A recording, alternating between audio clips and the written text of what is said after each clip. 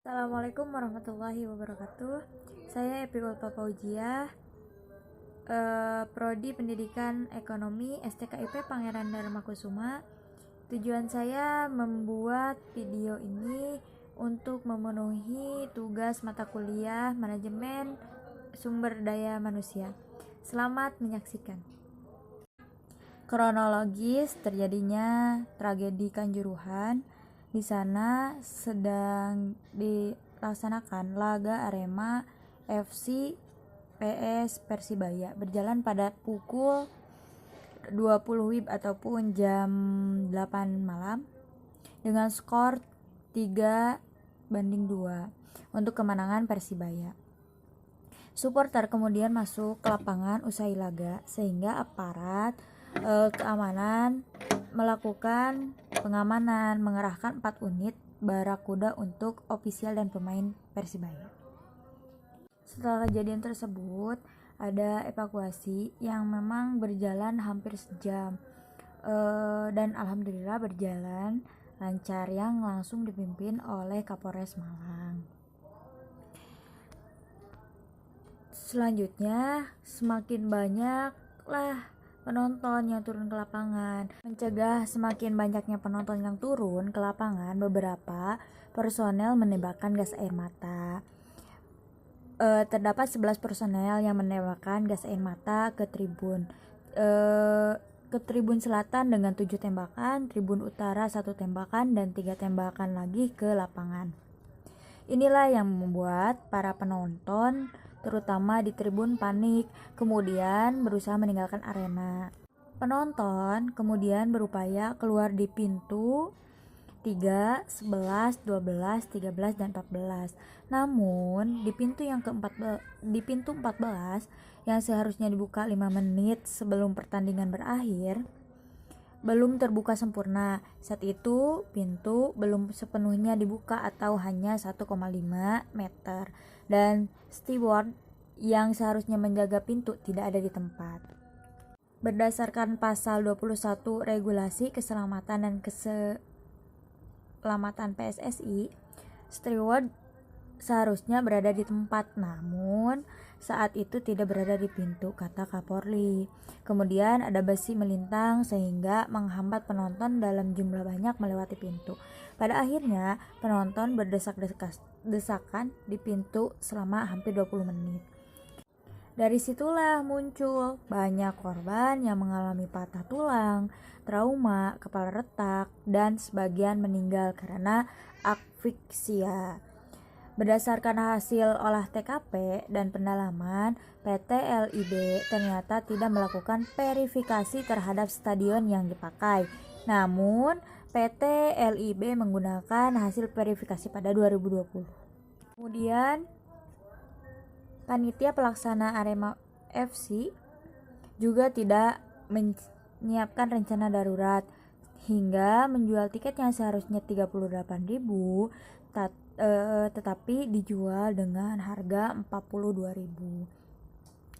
Adapun 3 personel Polri pemerintah penembakan gas air mata, yakni Komandan Kompri Brimob Polda Jatim AKP Hasdarman, Kasat Samapta Polres Malang AKP Bambang Sidik Ahmadi, Komandan Pleton Brimob Jatim Aibtu Budi Purnanto.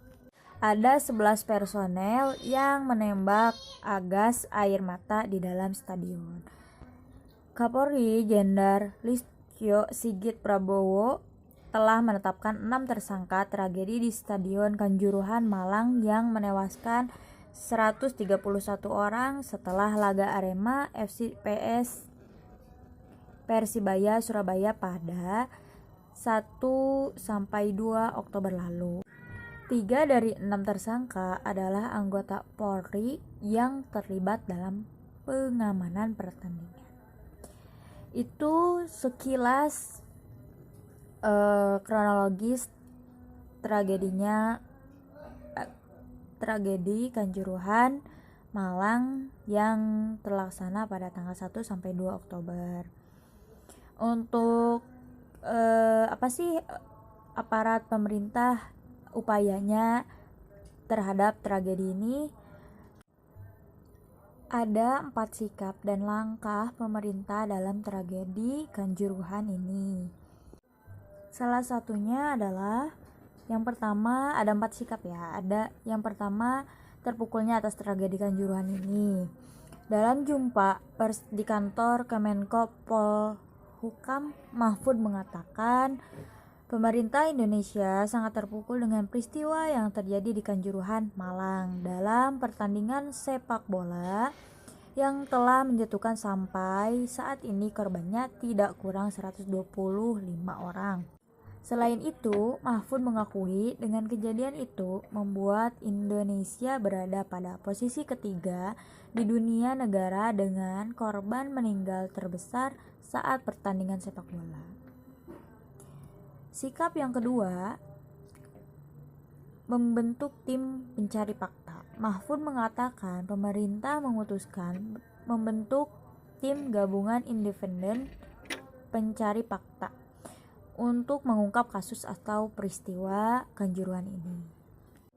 Dan sikap yang ketiga dari pemerintah adalah gratiskan biaya pengobatan korban. Mahfud mengatakan Presiden Jokowi sudah memerintahkan Menteri Kesehatan Budi Gunadi Sadikin supaya memberikan pelayanan penuh dan menggratiskan seluruh biaya pengobatan terhadap korban tragedi Kanjuruhan ini. Dan sikap yang keempat yang diberikan oleh pemerintah adalah memberi santunan ahli waris korban yang meninggal.